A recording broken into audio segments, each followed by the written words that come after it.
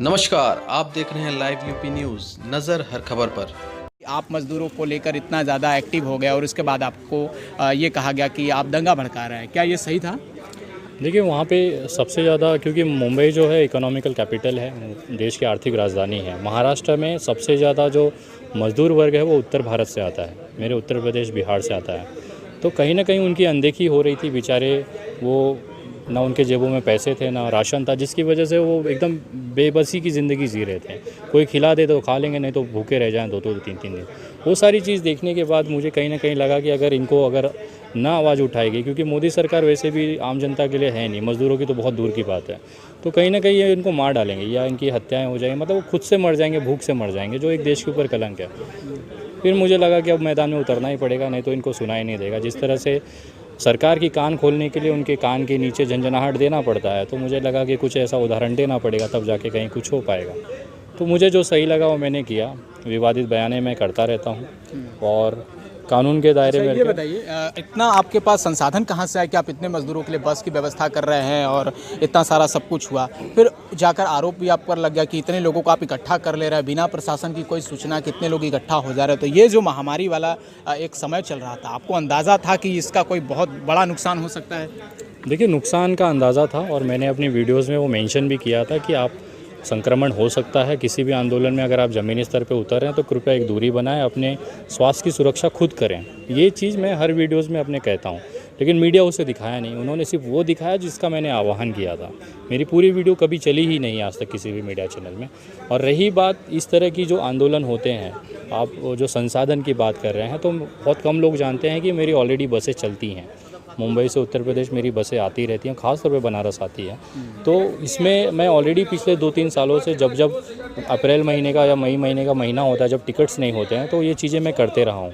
और बहुत सारे ऐसे बस ऑपरेटर वाले हैं जो इस चीज़ों को मदद करते हैं, सिर्फ डीजल के खर्चे पे वो मज़दूरों को या उसके लिए तैयार हुए थे। तो संसाधन काफ़ी थे वहाँ पे, क्योंकि बहुत सारा एक ग्रुप बड़ा है हमारा, उद्योगों का, सहयोगियों का, सोशल एक्टिविस्टों का, जिन्होंने आगे आके बोला था कि हम आपको सर्विसेज देंगे, बसेस देंगे, आप सिर्फ जाने का बंदोबस्त करो। तो वो सारी चीज़ें हमने की हैं। तो अच्छा, ये मोदी सरकार से आपका क्या पंगा है? लगातार आप अलग अलग भाषा, मतलब भाषा आपकी ऐसी होती है कि लोग उसको एक सही दिशा में नहीं ले सकते। उस भाषा में इस तरह की आलोचना, आपको लगता है कि उस भाषा से हटकर भी आलोचना की जा सकती है? देश कर ही तो रहा है, क्या फ़र्क पड़ता है? अगर मेरे उस तरह के भाषा के आलोचना से अगर रिज़ल्ट आता है तो मुझे लगता है दाग अच्छे हैं। तो ये दाग लगाकर आप क्या करना चाहते हैं? कोई आपके इसके पीछे कोई मंशा है, या कौन है इसके पीछे लोग जो आपको इस तरह से सपोर्ट कर रहे हैं? कई बार आप पर भी आरोप लग रहे हैं इस बात को लेकर। देश में नरेंद्र मोदी जी की सरकार है, सीबीआई उनके पास है, आईबी उनके पास है, अमित शाह जी खुद गृह मंत्री हैं। उसके बावजूद अगर इतने ताकतवर लोग मेरे पीछे कौन है ये पता नहीं कर पा रहे, तो मुझे ऐसा लगता है कि कहीं ना कहीं मैं उनसे ज़्यादा आगे हूँ या शातिर हूँ। ये खुद ही अपनी बर्बादी, अपना बोलते हैं ना कि बदनामी करके ले रहे हैं। अब बताओ, मैं एक साधारण सा सोशल एक्टिव, अब मेरे पीछे कौन है? अब ये सरकार से छुपा रहेगा मेरे पीछे कौन है? आज तक क्यों सामने नहीं आया कि विनय दुबे किसके इशारों पे करता है? मैं तो खुला ओपन चैलेंज देता हूँ ना, भारतीय जनता पार्टी के किसी के बाप ने या माँ ने दूध पिलाया है तो निकाल लो, मेरे पीछे कौन है, मेरे पीछे कौन क्या करता है, करा लो। अब आपकी सरकार है, आपका प्रशासन है, जाँच एजेंसी सारी आपकी है, उसके बाद भी आप, सरकार भी, पुलिस भी मुझसे पूछती कि तुम्हारे पीछे कौन है, तो कभी कभी हंसने आता है। तो अगर क्या होता अगर आप विनय दुबे नहीं बोलते, मजदूरों के पक्ष में नहीं बोलते, या जिन लोगों के खिलाफ इस तरह की साजिशें हो रही हैं, अगर उनके खिलाफ आप नहीं बोलेंगे तो क्या हो जाएगा? देश में बहुत सारे लोग हैं जो आवाज़ उठा ही रहे हैं, आप आवाज़ उठाकर क्या कर लेंगे उनके पक्ष में? देखिए कैसा है सर कि कल जब मेरी बच्चियां बड़ी होंगी या मेरे छोटे छोटे आज घर के जो बच्चे हैं वो बड़े होंगे, और उस समय जब मेरी शांति की वजह से देश बर्बादी हो चुकी है, सभी की शांति की वजह से देश बर्बाद हो चुका होगा, तो कल मेरे बच्चे मुझसे सवाल ना पूछे कि पापा जब ये सब बर्बाद हो रहा था तो काहे घर पे एसी चालू करके सोए थे। इसके लिए ये सारी चीज़ें मैं करता हूँ कि कल को मैं अपनी बेटियों से एकदम गौरवपूर्वक उनके आंखों में आंखें डाल के बोल सकता हूँ कि बेटा जब देश में लफड़े चल रहे थे या फिर बर्बाद करने की कोशिश चल रही थी तो तेरा बाप चुप नहीं था। ये सारे एफआईआर की पूरी फाइल है, ये पूरी कंप्लेन की फाइल है, देख बेटा मैंने ये किया है। और एक मेरे लिए सेटिस्फेक्शन रहेगा कि इस देश के लिए मेरा जो एक नागरिक होने के नाते जो फ़र्ज़ है, अगर सड़क ख़राब है तो उसके लिए अगर मैं बोलूँगा तो शायद उस पर कल को किसी का बाइक वाला गिर के उस पर मरेगा नहीं। ये चीज़ का मुझे एक संतुष्टि रहेगी कि मेरे बोलने की वजह से गड्ढे बुझ गए और शायद कोई बाइक वाला उससे गिर के ना मरा। तो ये सेटिस्फेक्शन मेरे खुद के लिए है, ये किसी के लिए नहीं है। ये आपकी जो पूरी बातचीत है इसको देखकर लगता है कि इन्हीं 6 सालों में पूरा देश पर मुसीबत टूट पड़ा। उससे पहले भी आप रहे होंगे, क्या उसके पहले देश बहुत ईमानदार था या बहुत विकास कर रहा था, 6 साल बाद ही देश बर्बाद होने लगा? ऐसा आपके अंदर ऐसा क्या आ गया या आपने क्या देख लिया इस सरकार को कि एकदम से सरकार आपके लिए दुश्मन हो गई और आप लोग जो है इस तरह का नैरेटिव चलाने लगे कि आपको देश की बहुत फिक्र है? मुझे कभी कभी बहुत दुख होता है कि मैंने क्यों नरेंद्र मोदी जी की जो बैंड बजाना है वो डॉक्टर मनमोहन सिंह से कम करता हूँ। 2014 के पहले का मेरा टाइमलाइन उठा के देख लीजिए, फेसबुक पे, सोशल मीडिया पे या यूट्यूब पे, मैं तो बहुत सभ्य तरीके से इनकी ले रहा हूँ।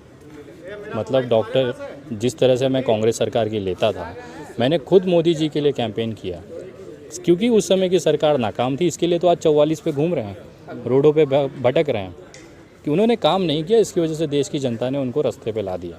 आज वही हालत भारतीय जनता पार्टी का है। मैं दावे के साथ कह सकता हूँ अगर ईमानदारी से चुनाव हो तो अगले 70 नहीं 140 साल तक भारतीय जनता पार्टी कभी ज़िंदगी में प्रधानी चुनाव ना जीत पाए। अच्छा, आपको क्या लगता है कि अब फिर कौन है, विकल्प में कौन है? क्योंकि आप लोग इसी तरह बोलते रहेंगे तो फिर आगे कौन है? लोग विकल्प चाहते हैं, क्या है विकल्प? देशवीरों से खाली है क्या सर? तो वीर कहाँ है? मैदान में आएंगे तब तो एक की बात बताइए, अच्छा प्रधानमंत्री का चुनाव कौन करता है? सांसद करते हैं। हम केवल सांसद का चुनाव करते हैं। एक जनता के नाते हम केवल एक उम्मीदवार, एक विधायक और एक सांसद चुनने का हमारा अधिकार है। ये डेमोक्रेटिक हमारा यहाँ का सिस्टम है। जो सांसद जीतने के बाद जिस प्रधानमंत्री का नेतृत्व का चुनाव करते हैं, हमारी सबसे बड़ी गलतियाँ उन सांसदों से होती है। और हम कभी भी उनसे नहीं पूछते कि साले बता तूने इतनी बड़ी बेवकूफ़ी कैसे कर ली कि देश इन बेवकूफ़ों के हाथ में दे दिया, जबकि गलती एक्चुअल देखा जाए तो उन सांसदों की होती है। लेकिन हम कभी उनसे सवाल नहीं पूछते। हमारे एक आम जनता की भावना यही होती है, सब उनसे पूछते हैं ये नहीं तो कौन। भैया हमें तो चुनने का ही अधिकार नहीं है, ये नहीं तो कौन। अब राहुल गांधी चुनेगा, कौन चुनेगा? वो सांसद उनके चुनेंगे। नरेंद्र मोदी को कौन चुनेगा? वो जनता थोड़ी चुनेगी। हम तो सिर्फ एक विधायक, एक सांसद चुनते हैं। अब आपका भी एक पब्लिक स्पेस हो गया है। हर मुद्दे पर लोग ये सोचते हैं कि विनय दुबे क्या बोल रहे हैं। आपके भी कुछ चाहने वाले लोग हैं जो आपको सुनना चाहते हैं। तो ये माहौल कैसे बना? आप क्या लगता है कि आप उन लोगों के बीच में अब धीरे धीरे हीरो बनते जा रहे हैं या कुछ दिन में हो सकता है आप नेता बन जाए, ऐसी स्थिति है? सर देखिए, मैं आपको एक चीज़ बताता हूँ। एक बहुत कॉमन एक कम्युनिकेशन का एक बहुत बेसिक रूल है। अगर आपके मन की चीज़, आपके मन की जो शब्द हैं, अगर सामने वाले स्पीकर के मुंह से निकलते हैं तब आप ताली बजाओगे। तब तक ताली नहीं बजाओगे जब तक आपके मन की बात सामने वाला ना बोले।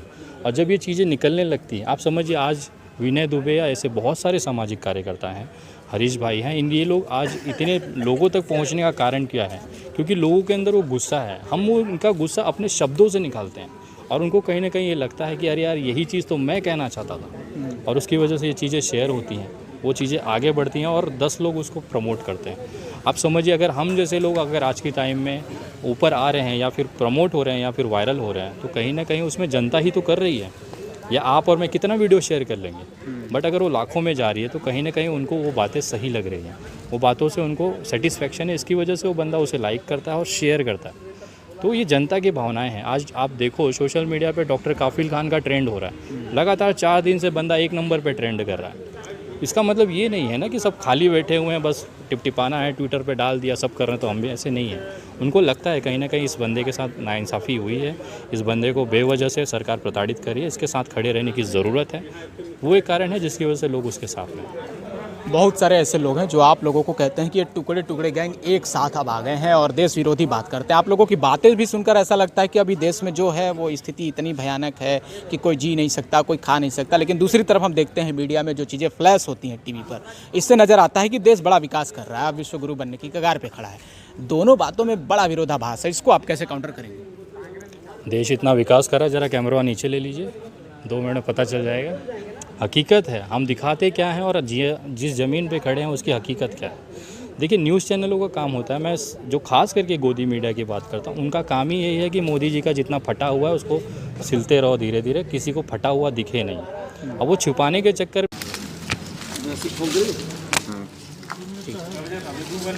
आप लोगों को 2000 का नोट याद होगा, उसमें चिप लगा हुआ था।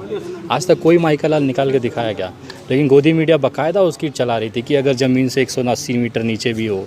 उनकी माँ खोद के देखी थी वहाँ पे 180 मीटर नीचे है कि 200 मीटर नीचे। अब सोचो ऐसी बकचोदियाँ टीवी पे अगर होगी तो जनता तो बेवकूफ़ होगी। मैं बोलना चाहता हूँ कि कभी भी नरेंद्र मोदी जी ने देश को बेवकूफ़ नहीं बनाया, बेवकूफ़ों ने मिलकर ना नरेंद्र मोदी बनाया। ये उसका खुला उदाहरण, उसका एग्जाम्पल अगर देखना है तो गोदी मीडिया चालू कर लीजिए, सुबह शाम दिन रात आपको वो चीज़ें मिलेंगी। आप महाराष्ट्र बनारस आ गए हैं, क्या यही कारण है कि अब यहाँ से मोदी को चाहने वाले बहुत सारे लोग हैं, तो अब आपका सामना उन लोगों से होगा, तो क्या आप उनको जवाब देंगे और क्या करने आप बनारस आ गए हैं, पहले तो यही बता दीजिए। मेरे तो सवाल होते हैं, जवाब उनसे लेना होता है। और मुझे नहीं ऐसा लगता कि कोई भी देश का कितना भी बड़ा मोदी भक्त हो, चाहे वो संबित गोबर पात्रा भी हो, चाहे कोई भी हो, सॉरी गोबर बोल दिया उसको, तो भले कोई भी हो, लेकिन उनके पास जवाब होते नहीं हैं। वो सिर्फ आपको गालियाँ दे सकते हैं, वो आपको मुसलमान घोषित कर सकते हैं। जैसे वही आके हमारा मेडिकल करे थे कि मुसलमान है कि हिंदू में, तो उनके पास छुपने के लिए बहुत सारी चीज़ें होती हैं, लेकिन उसके अलावा उनकी औकात नहीं है कि किसी सवाल का जवाब दे दें। उनसे पूछ लो कि भाई मोदी जी 29,000 करोड़ रुपया पिछले साल बर्बाद हो गया बनारस के अंदर। आरटीआई मेरी रिपोर्ट के अनुसार मैं बता रहा हूँ, यहाँ पे न्यूज़ में भी चली थी। शहर उत्तरी के विधायक हैं जायसवाल, उन्होंने उसके बाकायदा वीडियो अपनी निकाली थी कि अपना बनारस के मोदी जी के संसदीय क्षेत्र में 29,000 करोड़ रुपया आने के बाद भी एक बाल तक का वहाँ पे आपको विकास नहीं दिखा, सिर्फ घंटे बज रहे हैं हर जगह। तो वही चीज़ है कि वो 29,000 करोड़ का तो सुहा हो गया, वो कहाँ से गया? वो आपके जेब से गया, मेरे जेब से गया। हम भले 500 रुपया टैक्स भरे, लेकिन देते हैं ना, इसके लिए सवाल पूछते हैं। और ये साले फुकट 10 पैसे वाले, इनको सोशल मीडिया पे 10 पैसे का पोस्ट करो, 20 पैसे का ट्विटर, उस पर पेट पल रहा है, नहीं करे तो भूखे मर जाएं। तो सवाल का जवाब हमें चाहिए, हमसे क्या सवाल पूछेंगे? तो ये जो ट्रेंड बदल गया कि अब विपक्ष से लोग जवाब मांग रहे हैं, तो इसको लेकर आप बनारस आए, तो अभी आपका बनारस में क्या क्या कार्यक्रम है? कुछ इसी तरह से आप मोदी को घेरने वाले हैं या कुछ अपना जो आप करना चाहते हैं वो करने आए बनारस में? मरे हो के वो क्या मारेंगे सर? ऑलरेडी वो इतनी खोद चुके हैं कि अब कितना खोदें हम लोग, बचा क्या है खोदने के? पूरी ज़मीन अस्त व्यस्त है उनकी। बनारस आए हैं, बाबा विश्वनाथ जी का दर्शन करेंगे, जो हमारे आराध्य देव हैं। आगामी जितनी भी चुनावें होंगी, एक जागरूकता अभियान जनता के बीच जा के करेंगे कि भैया आप जहाँ खड़े हो बस उसको देख के मतदान करो, आप चाहे जिसे दो, आप भले वापस कमल के बटन पे दबाओ, हमें कोई आपत्ति नहीं, लेकिन कल को बर्बादी में फिर रोना मत कि हमारा लाइट बिल ज़्यादा आ रहा है, हमारा पेट्रोल का प्राइस बढ़ गया है, दाल 80 रुपये हो गई है। कुछ फ़र्क नहीं पड़ता ना, हम 500 रुपये की भी दाल खरीद के खा लेंगे, लेकिन जब मोदी जी को चुनना है तो फिर रोते काहे हैं? ये पूरे देश को मैं कह रहा हूँ, या आप ही लोगों ने बर्बादी खुद मोल ली है, किसी ने थोपा नहीं है आप पे। जो चीज़ें आप लोगों ने है ही नहीं, उस पर विश्वास करोगे। कल को मैं भी बोल देता हूँ भाई मैं इसको ऑस्ट्रेलिया बना दूंगा, तो क्या हो सकता है? क्या देश के पास वो संसाधन है क्या? तो एक कॉमन सेंस की बात होती है, लेकिन लोग भावनाओं में बह जाते हैं और गलतियाँ हो जाती हैं। तो मोदी को लेकर अभी आप क्या सोच रहे हैं? क्या आप उनके विकल्प में किसी को खड़ा करने के लिए सोच रहे हैं, या फिर आप उनको कैसे काउंटर करेंगे? उनके हर जवाब में कुछ ऐसा होता है कि लोग भ्रमित हो जाते हैं कि उनको काउंटर कैसे किया जाए, आप क्या सोच रहे हैं? देखिए, काउंटर करने का सवाल ही नहीं होता है, क्योंकि मैं किसी राजनीतिक दल से नहीं हूँ। आज तक शायद ही ऐसा कोई राजनीतिक दल बचा होगा जिसकी मैंने नहीं ली होगी। मैंने सबकी बढ़िया से तबीयत से अपना काम करता रहता हूँ। एक सामाजिक कार्यकर्ता होने के नाते हर जगह की, हर वार्ड की, हर विधानसभा की, हर संसदीय क्षेत्र की जो भी कमियां हैं, जो भी गलतियां हैं, उसको उजागर करना मेरा काम है, और इसके लिए करता हूं। कल को उसी रास्तों से मुझे बच्चों को भी जाना है, मेरी भी गाड़ी गुजरेगी। कल अगर समझो फ्लाईओवर के नीचे बनारस स्टेशन के बाहर चल रहे हैं, पता चला फ्लाईओवर छू गया, हम तो बर्बाद हो गए ना, चटनी बन गए। तो उसके लिए वो फ्लाईओवर गिरे ना, इसके लिए हम अभी से आवाज़ उठाते हैं कि भैया सीमेंट बढ़िया लगाओ, उसमें जो रॉड वगैरह इस्तेमाल करो बढ़िया क्वालिटी का करो, क्योंकि कल को जब गिरेगा तो आप ही के जनता के ही बच्चे मरेंगे। तो कोरोना काल में जिस मंत्री को, जिस विधायक को ये काम देखना चाहिए था, वो काम आप कर रहे हैं। क्या आपको इतनी जल्दी क्यों? आप भी घर में रह के आराम से एसी का हवा खा सकते थे, बाहर निकलने की क्या जल्दी है? महाराष्ट्र से बनारस आने की क्या दिक्कत थी? नहीं आएंगे तो फिर करेंगे क्या सर? महाराष्ट्र में हमने इतना तपा के रखा हुआ है कि वहाँ सब चौचक हो रहा है। जहाँ टेस्टिंग नहीं हो रही थी वहाँ टेस्टिंग बढ़ गई है। अब यहाँ पे कैसे होता, मैं इलाहाबाद डॉक्टर काफिल के केस में आया हुआ था, और बनारस मेरा घर है। यहाँ से आपको पता होगा 2012 में मैं उम्मीदवार भी रह चुका हूँ, तो उस चीज़ों को लेके एक मेरा जुड़ाव है बनारस से। तो कहीं ना कहीं एक कनेक्टिविटी होती है, और एक जब बनारस की और यहाँ के अपने लोगों की बात आती है तो आवाज़ उठाने का हक होता है। एक घर हो यहाँ पे, एक समझिए यहाँ का भाई हूँ, तो मेरा एक फ़र्ज़ बनता है कि भैया गलत हो रहा है तो चलो थोड़ा सा सहला के चले आते हैं। कौन सा जाता है यहाँ पे? हमारे साथ आप जितनी भाषा की मर्यादा का ध्यान रखते हैं, आप वहीं अपने निजी प्लेटफॉर्म पर उतना मर्यादा नहीं रखते, तो इसका कारण क्या है? क्या यहाँ इस तरह का आप मतलब डबल स्टैंडर्ड इसको लोग बोलेंगे, तो वहीं से लोग आपको थोड़ा डाइवर्ट हो जाते हैं, सुनने का मन भी होता है तो लोग हट जाते हैं कि भाषा की मर्यादा नहीं है। इसको लेकर के आपकी कोई स्ट्रेटजी होती है या जानबूझकर आप ऐसा करते हैं? देखिए, जब मैं अपने लाइव वीडियो पे होता हूँ या फिर अपने चैनल पे होता हूँ तो मैं अपने फ़्लो में होता हूँ। इस देश में मुझे स्वतंत्रता दी गई है अपनी बात रखने का।